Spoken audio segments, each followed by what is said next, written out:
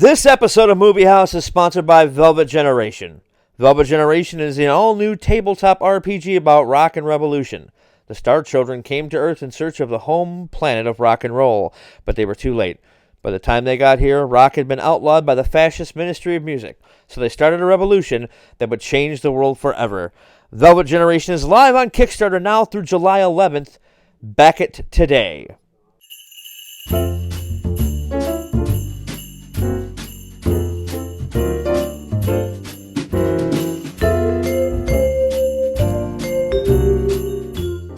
Hey everybody, I know this is usually a video thing, and I apologize, but I couldn't get a video with this. This is great for me. I love this. I got to talk with my hero, Joe Bob Briggs. We talked about the last drive-in coming up this weekend. We talked about all sorts of stuff. We were all over the board. We talked about Monster Vision. We talked about it's a great conversation. We talked about him being on The Tonight Show. I bet you didn't know that happened. So be sure to watch the picture, I guess, and listen to the chat that I have with Joe Bob Briggs. And yeah, I'll see you on the other side.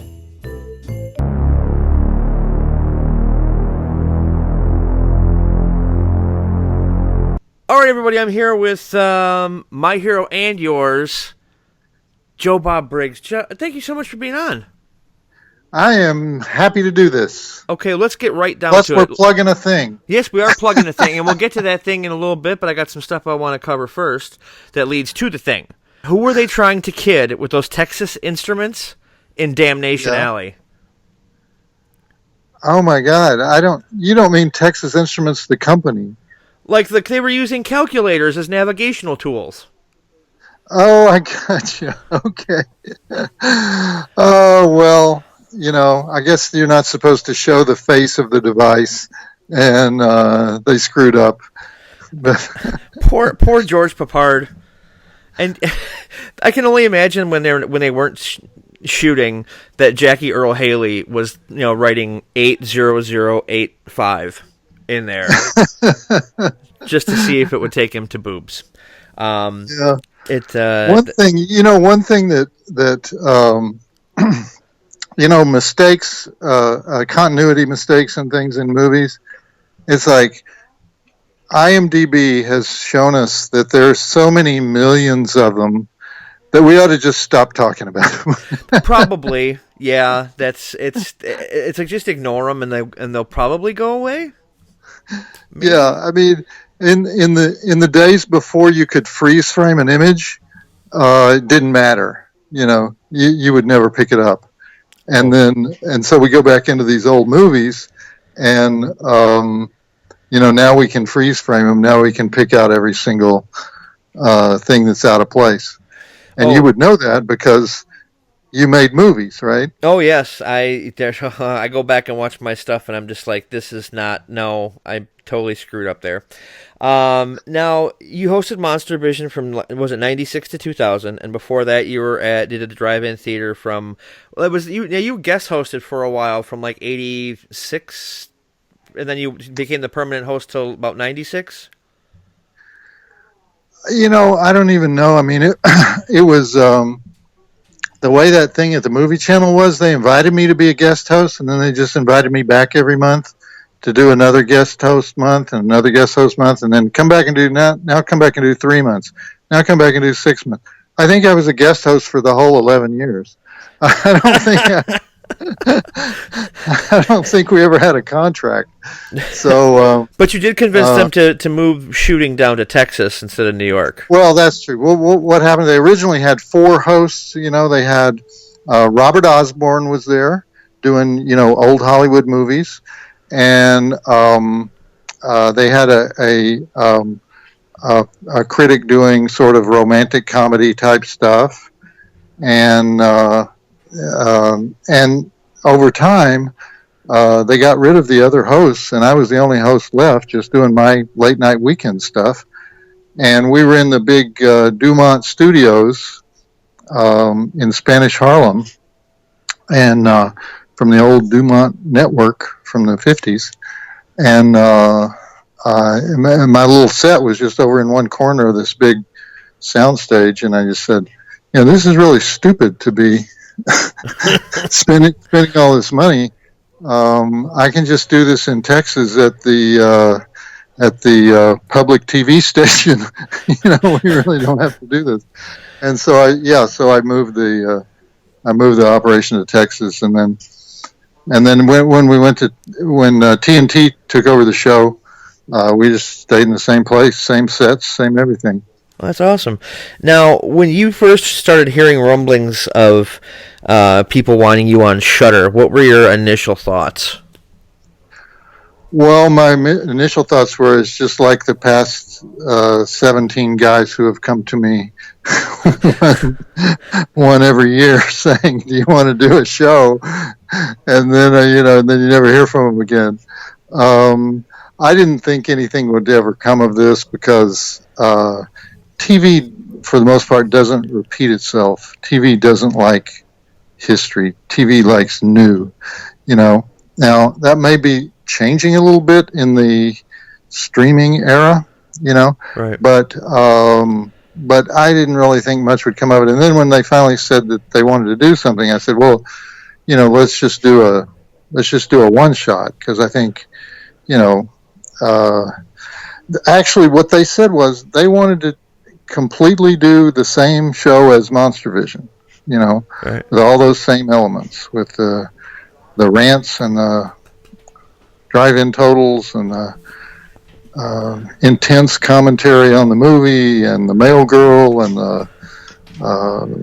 that type of comedy and that type of atmosphere. And so I said, well, if we're going to do that, then let's just do a marathon. And I originally wanted to do like a whole weekend, like Labor Day weekend, like Jerry Lewis, like just goes on and on. And we scaled that back. It's 24 hours, 13 movies. It's actually going to be more like 26 or 27 hours because I talked too much, and we were trying to wedge in 13 movies for Friday the 13th, And so, but I think it's a one-of-a-kind. I still think we created a one-of-a-kind thing. No streaming service does appointment television. No. It's either going to be the most stupid thing we've ever done or something revolutionary, But I'm going to go with revolutionary. Yeah, I'll go with revolutionary. Okay. You got to think positive. That's the only way. That's the thing. You got to do that. But now, when it comes to the movies that are going to be on this, I know you said that it's starting off with Tourist Trap, right? That's right, because I'm really, really fond of Tourist Trap. I've always loved the movie, and I wanted to pick one that wasn't just an obvious classic, one that maybe needs a little rehab on its reputation, and so that's why, and it's weird. It's just a weird movie, right? And right. so it kind of falls in between, an obvious choice and a really, really obscure choice. It's sort of in the middle, and because we try to do a mixed bag of classics, cult movies, so bad they're good movies, and have all the different types of movies that we had on Monster Vision. Now, I have seen a couple of other films kind of pushed towards, like, with the advertising. Now, is there any truth to the rumor that Basket Case and Sleepaway Camp will be featured? Yes, those are the only three that they're letting me reveal. They want people to have to watch it to know what the next movie is. But Sleepaway Camp is definitely one of the films, and Basket Case is definitely one of the films. And I have stories to tell about both. I have, personal connections to both. So that's another thing that we try to do is get movies where we weren't just repeating the same old stuff that people already know about the movie. So Frank Henenlotter, who made Basket Case, is I've known him ever since Basket Case came out. And he himself is a film expert, is especially an exploitation film expert. fascinating guy. And then, like I remember I saw you on Twitter talking to Felissa about Yeah. So don't give anything away because she's great. I've had her on the show before. It was the longest conversation I've ever had with a woman about penis, but that didn't involve sex afterwards. But yeah, Felissa. First of all, Felissa has probably been to more fan conventions than any single person in history. And she's been on more panels and done more seminars and talked about Sleepaway Camp more often than anybody has ever talked about one movie. And yet, I think there are things that have never quite been explained about Sleepaway Camp. And part of the reason is Felissa kind of shies away from the tough questions, She kind of does, yeah. And so I was talking to Felissa about coming on and really addressing, I always tell people, when you watch Sleepaway Camp, if you've never seen it before, pay really, really, really close attention to the first scene and the last scene. And there are different theories about what's going on in both of those scenes. And so, because Felissa is also friends with the director, who is also kind of an elusive guy. He's, that's kind of the only movie he's ever been known for. I thought maybe she can answer the big questions about it. So that's why I'd like to have her on. Now I'm going to have to pay very close attention. I just rewatched 1 and 2. And I still have to pick up 3 from Shout Factory, but those I don't know what it is about those movies, but I just love them. I can't get enough of them. And with when Pamela Springsteen shows up in the 2 sequels, it's a little jarring at first, but then you kind of get used to the I'm super happy because Angela goes from real quiet and not talking to cutting people's heads off, and then now she's just super happy and putting women's heads into outhouses, but that's the way that is. But you mentioned, we talked about Basket Case for a second. That actually leads me to another thing I want to talk about. You are one of, if maybe the only film critic I've ever seen on the Tonight Show. And you talked about Basket Case, and you talked about and it's the only time I'll probably ever hear Basket Case, and I Dismember Mama mentioned on the Tonight Show. How did that come about? Like, that was because Leno seemed very like he didn't know what was going on. It's true. He did seem a little flustered.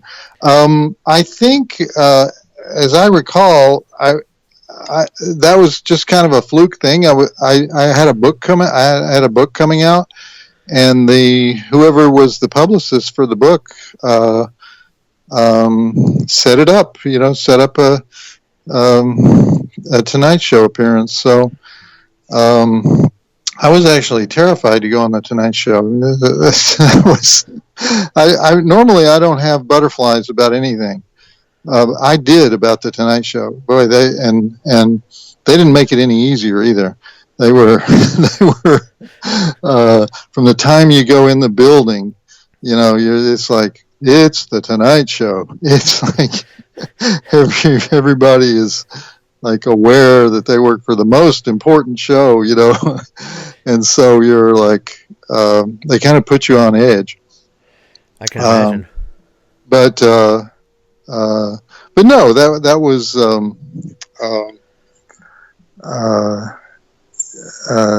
he was Leno. All those late night guys that are good at what they do, they tend to interrupt you, because that's what the audience wants them to do. Right. They really want to hear more from them than they want to hear from you, the guest. And so it's a little disconcerting when you're on the show, because you know that you're kind of a setup for their jokes. Basically, but he didn't seem to interrupt you too much, though. That's the thing. No, so, yeah. No, that was good. No, it turned out to be okay. Yeah. So that was. I remember I was going through, because I go through, and I'm sure you're aware that people have posted the host segments from Monster Vision on YouTube to watch, and I always have conversations with my friends about like, well, they gotta put at least put the host segments out because sometimes that's the best part of the movie. And I came across that when I was like, that is crazy that you were on the Tonight Show, but it was also very cool. Now you mentioned you were on there for a book, and one of my favorite books is Profoundly Disturbing, and it's about films that changed movies. Is there any movie out there now that, if given the chance, that you would add to that list? Boy, it's kind of hard to. It's kind of hard. Recent movies, it's difficult to say whether the movie is going to have a lasting effect. Certainly, Get Out, that came out last year, Right. is the first movie that I know of that was able to make white people 100% identify with a black protagonist in the sort of way that a black man, that particular black man, feels threatened by white society, and for the it's sort of the same thing that happens in horror films where you have young adolescent males identifying with strong female final girls. Anyway, the fact that he pulled that off was, I thought, probably genre changing for horror films. But who knows? Maybe that was just a particular story at a particular time that was done really, really well, and like in the 80s, in the 70s, we had Catholic horror. Oh yes. And I guess we still have Catholic horror, right? We have films about exorcisms all the time. Oh, but yeah, ad nauseum, it seems like. Yeah, but it wasn't. But it's it's hard to say it's hard to say after 1 year what was truly genre changing and what wasn't. What we do know is it was the greatest year for horror ever. Yep. It was one of the top grossing movies of the year. Get Out got all that critical attention. The Shape of Water was the best picture at the Academy Awards. Monster movie wins Best Picture at the Academy Awards. That never happened. No, it never happened. That's crazy stuff. I remember I was watching a live stream from the local television studio, and they had film students in there talking about the awards, and I loved watching how pretentious these 23-year-olds who haven't lived life are about film. Like, oh well, I really don't see Del Toro winning this. I'm like, oh whatever, dude. It's just relax and enjoy the movies, please, because that's what they're supposed to be. And that actually brings me to my next question: what happened to fun schlocky horror? Could it ever come back? Well, yeah, horror comedy is really hard to do. Speaking of Basket Case, Basket Case is one of the great horror comedies ever made, and the key to it is it has to be 80% horror and only 20% comedy. If you go in the other direction and it's 20% horror and 80% comedy, it's always a complete failure. Right. It's a cult movie trying to be a cult movie. But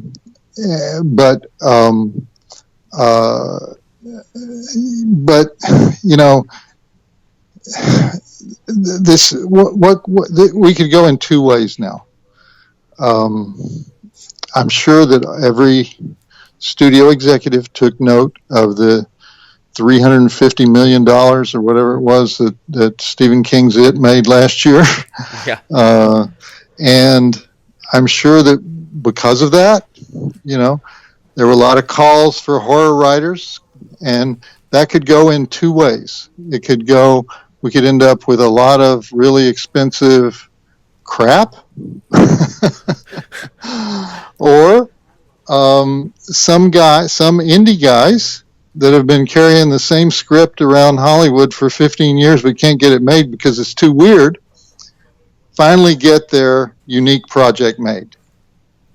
You know what I mean? I mean, yeah. it can be, it can go either way, and I hope that what it does is they go back and read some of those rejected scripts that were considered too far out there. You know, Yeah. I'll give you an example. Like, you know, the book that World War Z was based on. Oh, great book. I think, yeah, is a wonderful book, and apparently the first script based on that book was one of the hottest scripts in Hollywood, passed around, everybody read it. And then when it became a Brad Pitt movie and Brad Pitt's production company became involved, they said, oh, we can't do this. We have to do a conventional third act.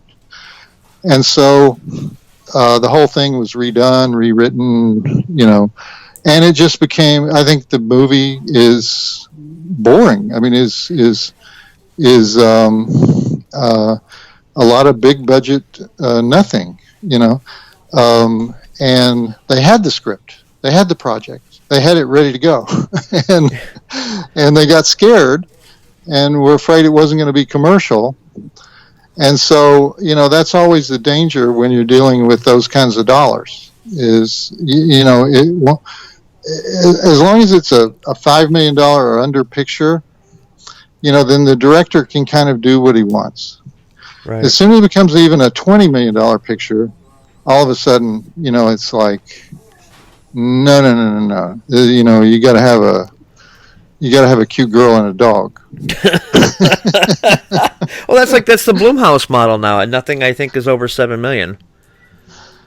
Yeah, and they have good success with that.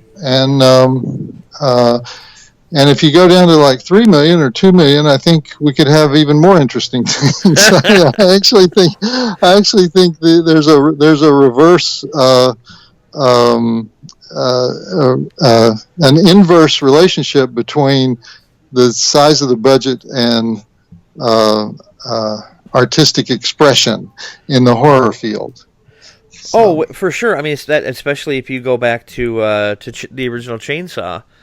The budget was so small, and look what they popped out. And that's something you and I have in common. We're both fans of that film. I like telling this story, and I think you'll get a kick out of it.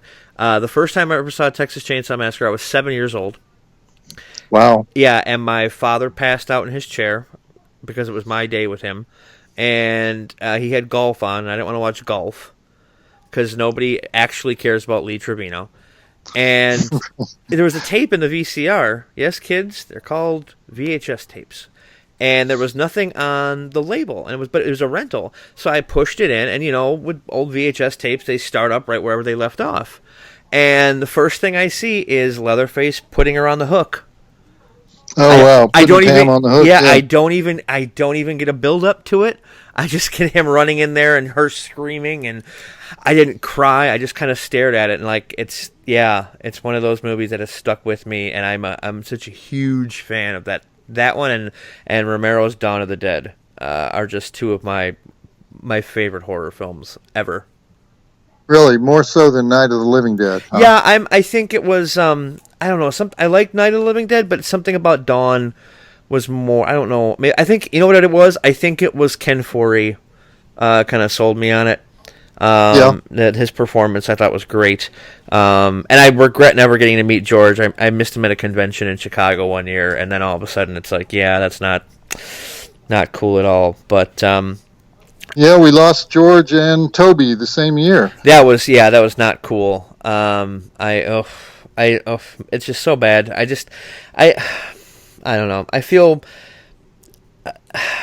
it's hard. You know, you never meet the people. They're not your friends, but you still feel like this huge sadness when they pass. That's true. You know, and Wes Craven too. I mean, yeah.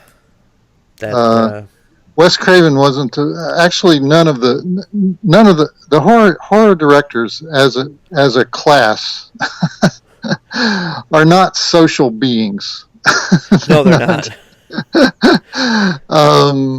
So we mostly know them through their works because they're not, they don't go to parties. So Yeah, they're not. They don't show up at the Masters of Horror dinner that gets that's put right. on. Yeah, that's more That's for right. the Adam Greens and the Eli Roths. But speaking of modern horror, I mean, there's something that's. I mean, there's successful, like you mentioned, It and the Conjuring universe is successful. Things like that. But there seems to be something missing from modern horror, and I can't put my finger on it. What do you think it is? Well, it's the writing that's missing. I mean, horror needs to be reinvented every 3 or 4 years because there's always new things that scare us. There's new and they're not the things that we expect. They're the underlying things in the culture, and that's why Get Out is so great. That's Right. why it's so great because he discovered one of those underlying things that had horror elements, and so it's the writing. It drives me crazy when I go to these film festivals and the guy says, "I'm making a homage to the '80s sorority house massacre type film." It's like, don't do that. Make something for 2018. Don't make something for 1988. Yeah. And so, Have you looked I at a don't know. calendar lately, kid? Yeah. These guys are just enamored with horror history. I mean, horror fans in general, they don't want to just see this year's film. They want to see every film. They want to see every film, every horror film ever made, going back to the 20s. Right. And so, but I don't want to. Copies of those old films are not going to be any good.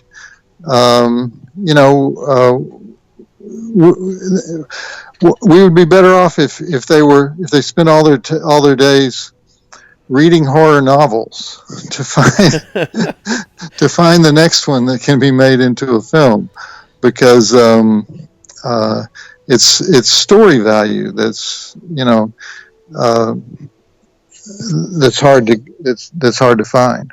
Okay, yeah, that makes a lot of sense because we are seeing a lot of '80s throwbacks lately, and I just don't get it. I don't. Now, what are your thoughts on the current? Let's get a little serious for just a second. What are your thoughts on the current film culture? Well, what do you mean by the film culture? Like in general, because it seems like everything is a reboot or a remake or a superhero movie or a Star Wars, or it's. I tell you what, I don't quite understand it. When I first started writing about exploitation films, they were considered disposable trash, and only myself and one other person were writing about them at the time. I got a book in the mail just this past week, a review copy of a book-length treatment of I Spit on Your Grave. I Spit on Your Grave, 1978. Published by Columbia University Press. What? Okay. Therefore, probably written by a professor somewhere. I haven't looked at it closely. But increasingly, when you read a review of a horror film, or let's say you go to your local Alamo Draft House or your local art theater, and it's cult movie night, the description of the cult movie will be full of arcane academic terms.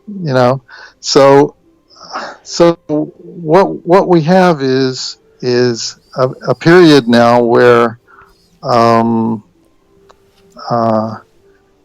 extremely overeducated nerds are writing about films that were designed to be seen by the raincoat crowd in the 70s and 80s. In other words, the people appreciating films are appreciating them from a different place, from a totally different place than the audience they were designed for. It's very confusing and sort of like, what alternate reality are we in? I, This week, as a matter of fact, on the 11th, I'm going to. There's a hipster movie theater called the Nighthawk Cinema in Brooklyn, and I'm going to introduce the movie Daughters of Darkness. Okay. The greatest Belgian horror film ever made, which is like saying the best Mexican wine, you know.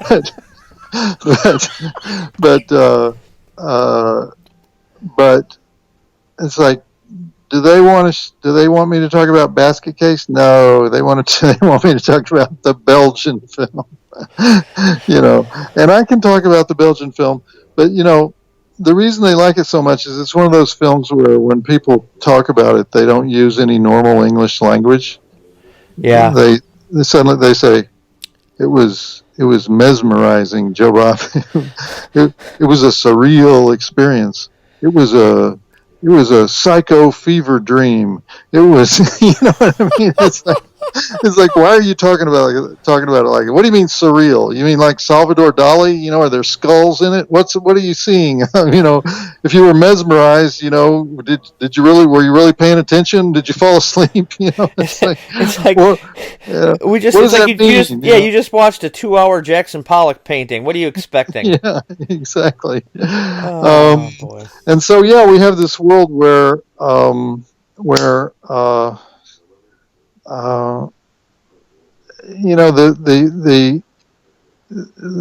world academic criticism has taken over regular criticism.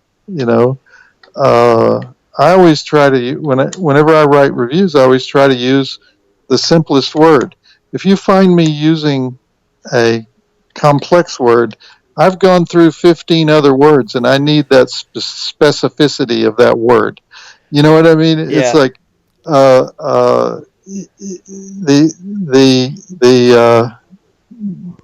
the incredibly arcane way some of these writers approach these movies.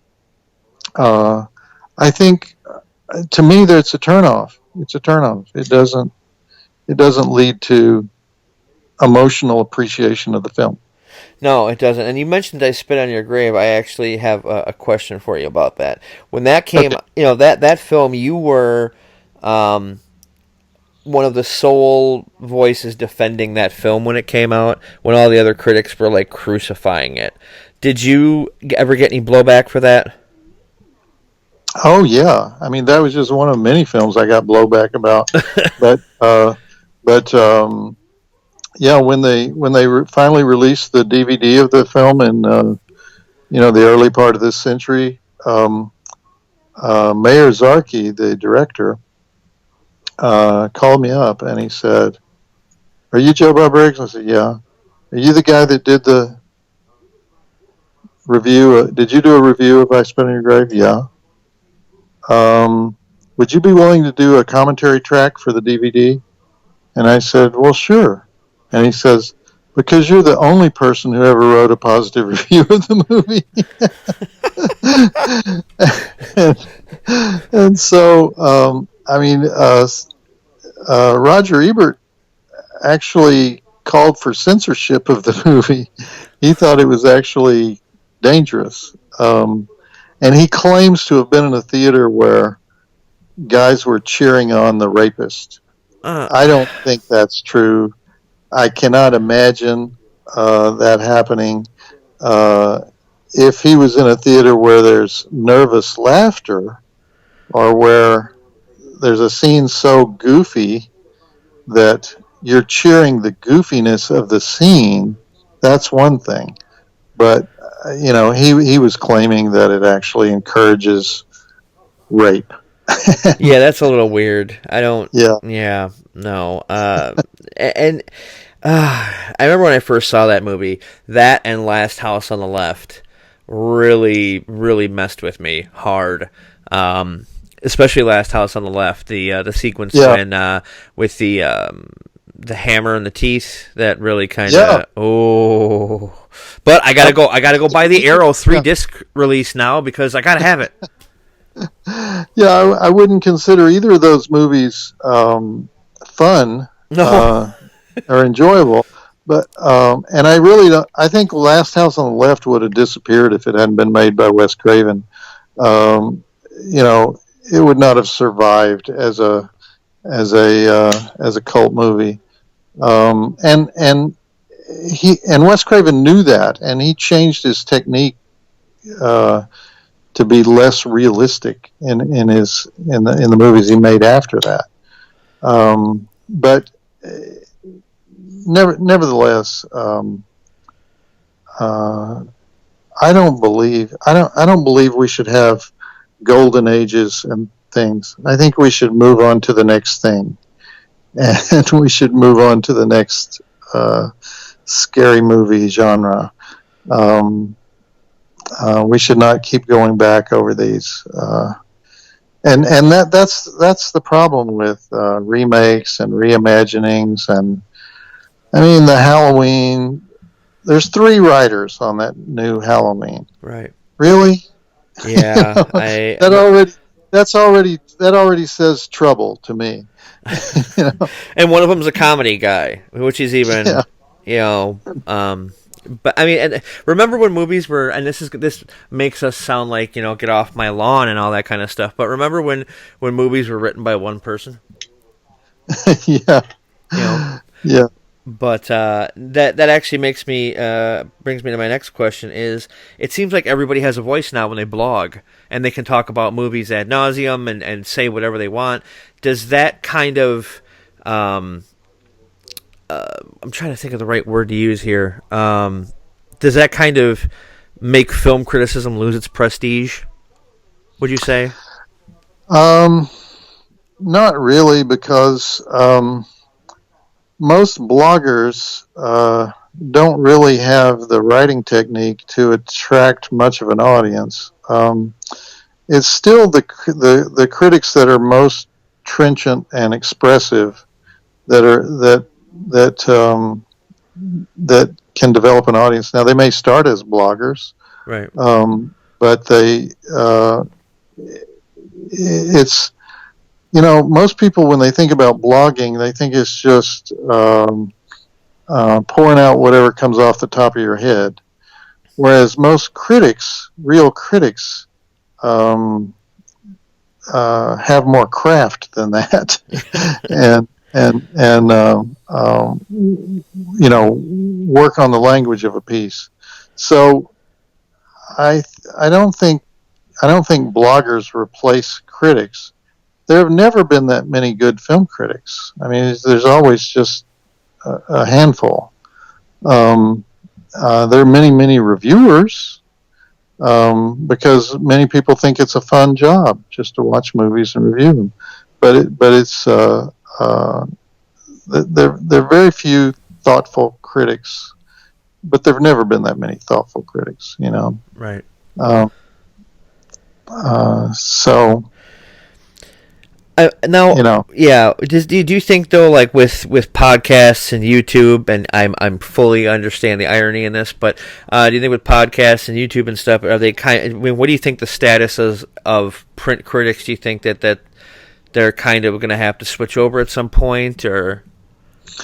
well, I think most of them do. Most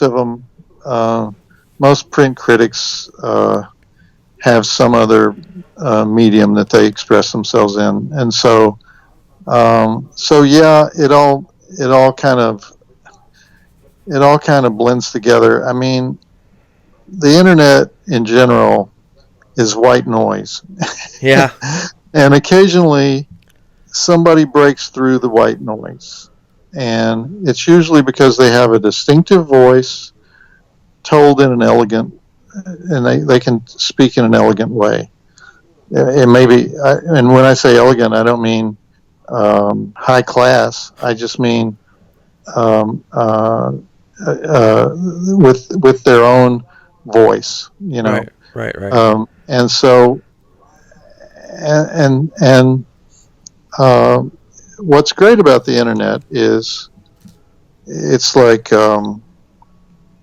is that anybody can. There's no barriers of entry. Anybody can do it. Right. And what's bad about it is that anybody can do it. So, you know, it's the same problem I have with these young filmmakers who now they have the cheap technology, and so they stop going to film school. So they don't do the basics. They don't do the basics right. You know,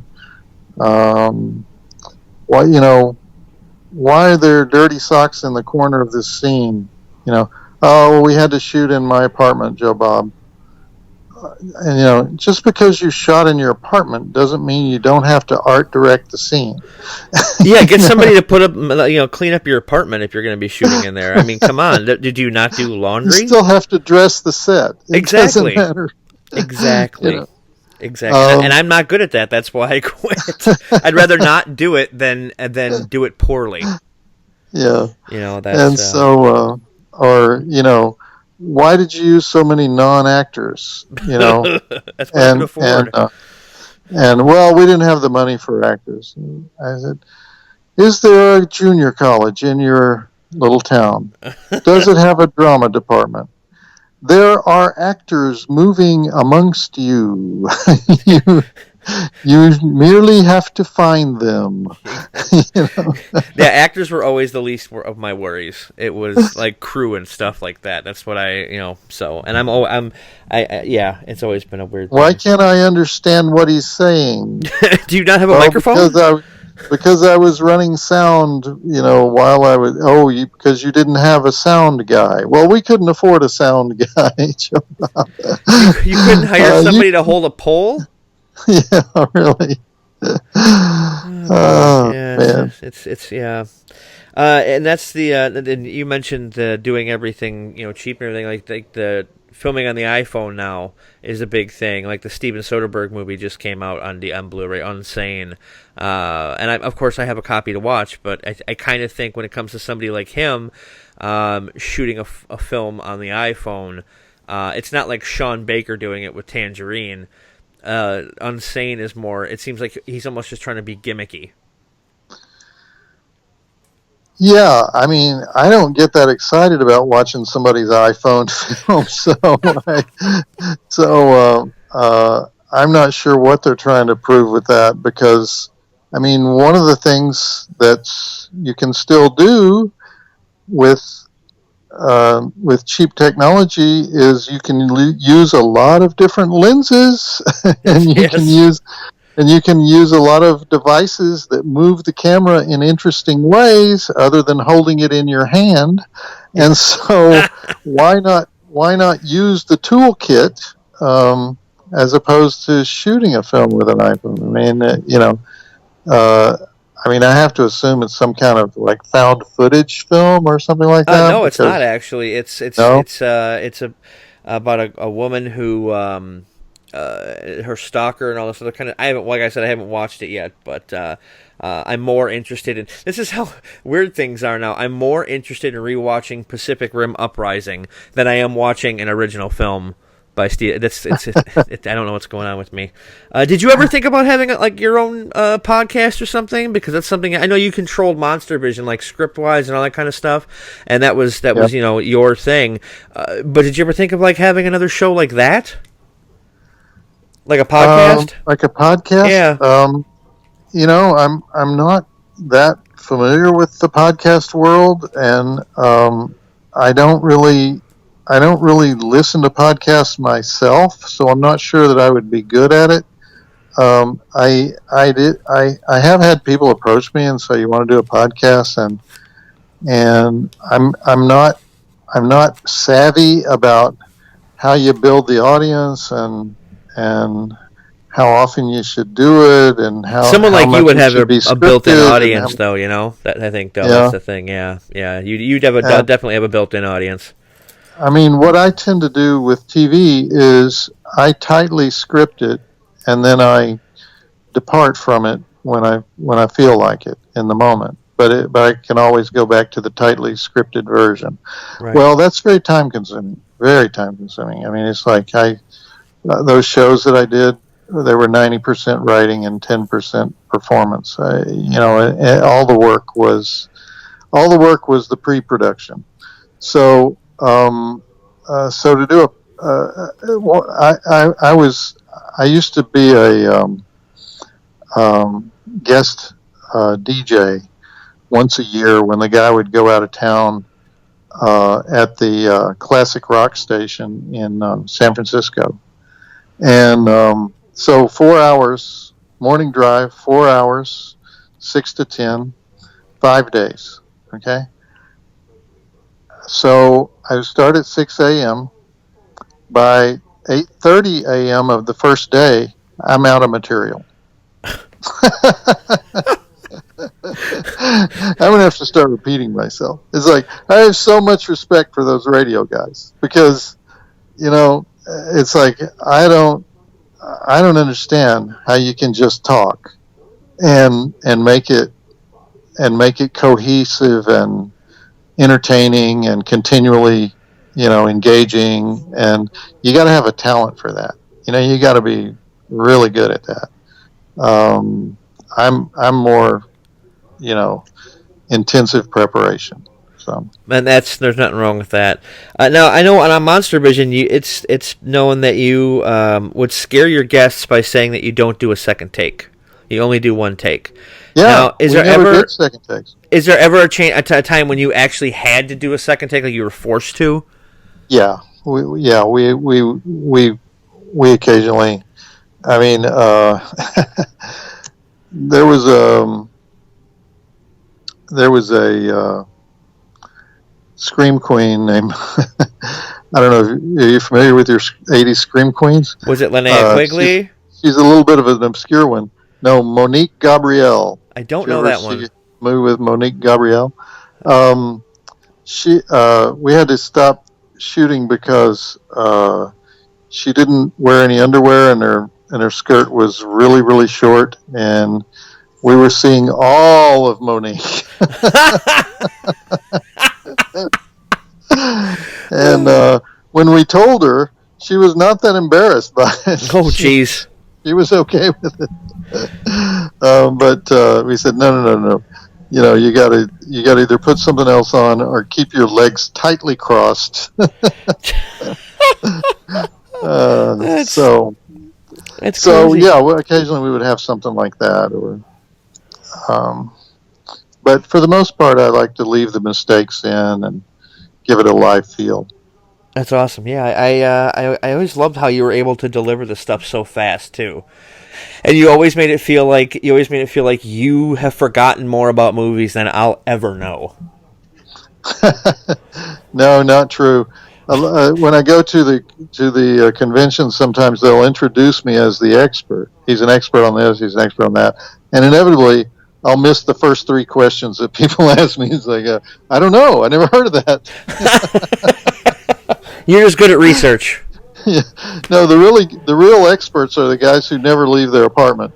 I mean, they've watched 40,000 films, and they'll come up to you at those conventions. They'll ask you about stuff that's just, oh my God, Nigerian horror. I thought, isn't that the emails you get asking for your social security number?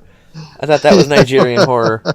Oh boy. Oh man. But yeah. So now let's we're here to talk about, now that we've gone this far, let's talk about what's coming up on Friday at 9 p.m. Eastern. This Friday the 13th, a great day on Shudder. It's The Last Drive-In. I'm sad to see it called The Last Drive-In. Is this really going to be it for you? Well, I assume that you can only go so far with nostalgia, and since they wanted to do the exact same show that I did in the '90s, I thought, well, it's probably the last time I'm going to do that. If we were going to do a regular show, it would have to be something new, Right. But so that's why it's called The Last Drive-In. I just, it's the same set, it's the same rants, it's not the same rants, they're contemporary rants, but it's the same style of rant. It's the same drive-in totals and the same male girl and the same. Well, it's a new male girl, but the same idea. We have some guests. We have commercial interruptions on a network that has no commercials. Oh, well, there you So go. it's just me talking, being annoying in the middle of the movie. We'll see how it goes. I mean, I think we're the first streaming service that's done this, where you got to tune in at a certain time. You got to tune in for the live feed. That's a question, actually. Yeah, that's a question I've gotten from a lot of people, and they want me to ask you. Okay. If they missed the live feed, is this going to be on demand? That is something I honestly don't know, and I would think that probably not, at least not for a while, because they want people to watch it live. Right, and so, right. So if they were to say you can get it a week later on demand, then a lot of people wouldn't tune in, and so Right. I think that they're going to hold it back for. And I don't, and it's a catch-22. They can't hold it back for that long because the licenses will run out on these films. Yeah, that's true. That's very true. But they're going to hold it back long enough that you're encouraged to watch it in real time. So I know I'm going to miss 3 hours of it because I have to at midnight my time. It's 1:00 Eastern. I will be in Milwaukee watching Friday the 13th Part 4 on the big screen. I can't pass that up. really? Yeah, I don't know why they're doing it, but they're doing it, so I'm not going to pass that up. And that's the one movie that you didn't get to play on Monster Vision, wasn't it, when you did the marathon? Part 4? Part 4, that you're absolutely right. We did 1, 2, 3, 5. Yeah, Did we do a 6? I think No, we did made, 1, 2, 3, 5. I think. Yeah. And I think people always ask me, why didn't you? Or did we miss? Yeah. Why didn't you have that one? And I mean, it was some simple reason, like we just did not have the rights to it for some reason. I don't know why. But it wasn't any convoluted reason. It was just like we couldn't. We didn't have the right to show it. Yeah, now Friday the 13th is all in upheaval with that lawsuit, so that's always fun. But yeah, so that's a whole other podcast. But so everybody, go to Shudder, get yourself a subscription, and Friday, July 13th at 9 p.m. Eastern, you can watch The Last Drive-In with my wonderful guest, Joe Bob Briggs. Thank you so much for being on. It's been a complete and utter honor and a pleasure. I'd love to have you on again sometime. Thank you, Ron. Anytime.